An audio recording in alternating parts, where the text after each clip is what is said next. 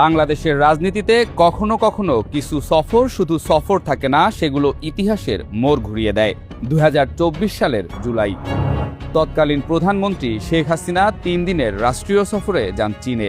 সফর শেষে দেশে ফিরে অনুষ্ঠিত এক সংবাদ সম্মেলনে তিনি এমন কিছু মন্তব্য করেন যা চলমান কোটা আন্দোলনের ক্ষোভকে আরো তীব্র করে তোলে।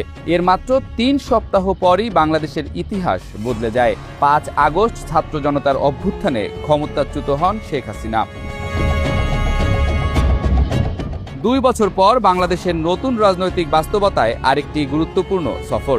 প্রধানমন্ত্রী নির্বাচিত হওয়ার পর রাষ্ট্রীয় সফরে প্রথমে মালয়েশিয়া, এরপর সেই চীন সফরে রয়েছেন তারেক রহমান। হাসিনা অনেকটা শূন্য হাতে ফিরেছিলেন চীন থেকে। কথিত রয়েছে সেই মানসিক যন্ত্রণার কারণে সাংবাদিক সম্মেলনে বেশ ঔদ্ধত্যপূর্ণ আচরণ করেছিলেন হাসিনা, যার চরম পরিণতি ভোগ করেন 5 আগস্ট ক্ষমতাচ্যুত হয়ে ভারতে পালিয়ে যাওয়ার মধ্য দিয়ে। জননন্দিত প্রধানমন্ত্রী তারেক রহমান সেই চীন দিয়েই তার বৈদেশিক কূটনীতির সূচনা করতে যাচ্ছেন। বাংলাদেশের সবচেয়ে বড় উন্নয়ন অংশীদারদের অন্যতম চীন। পদ্মা সেতু রেল সংযোগ, কর্ণফুলী টানেল, পায়রা বন্দর সহ বিভিন্ন অবকাঠামো প্রকল্পে বাংলাদেশে কয়েক দশক ধরে সবচেয়ে বিনিয়োগকারীদের মধ্যে বেইজিং অন্যতম। বিশ্লেষকদের মতে, যে সরকারি ক্ষমতায় থাকুক, চীনের সঙ্গে সম্পর্ক এখন বাংলাদেশের অর্থনীতির জন্য অপরিহার্য। 2024 সালের 8 থেকে 10 জুলাই শেখ হাসিনার চীন সফর ঘিরে অনেক প্রত্যাশা ছিল।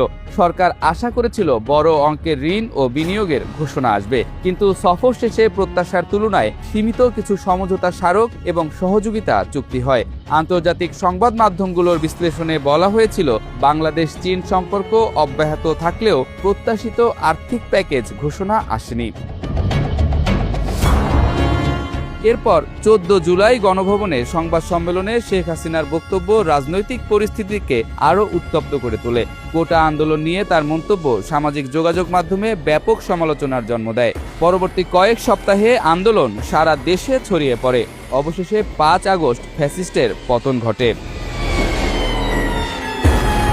বিশেষজ্ঞরা বলছেন, বাংলাদেশের নতুন রাজনৈতিক বাস্তবতায় চীন সফরকে বেছে নিয়েছেন তারেক রহমান। এই সফরের আগে মালয়েশিয়া সফর শেষ করেছেন তিনি। সরকারি সূত্র অনুযায়ী বিনিয়োগ, বাণিজ্য, শিল্প, অবকাঠামো, সবুজ জ্বালানি, উৎপাদন খাত এবং প্রযুক্তিগত সহযোগিতা এসব বিষয় সফরে অগ্রাধিকার পাচ্ছে। কূটনৈতিক মহলের ধারণা, বাংলাদেশ এখন নতুন করে বিদেশি বিনিয়োগ আকর্ষণ করতে চাইছে, আর সেই লক্ষ্যেই বেইজিংকে অন্যতম গুরুত্বপূর্ণ অংশীদার হিসেবে দেখা হচ্ছে।